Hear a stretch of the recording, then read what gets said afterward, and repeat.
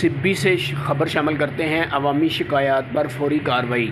Deputy commissioner سبی جناب منصور احمد قاضی صاحب کی خصوصی ہدایت پر اسسٹنٹ کمشنر سبی علیشہ عباسی صاحب کی سربراہی میں پرائز کنٹرول کے حوالے سے نائب تحصیلدار سبی کی جانب سے ہوٹل مالکان کے خلاف کارروائیاں۔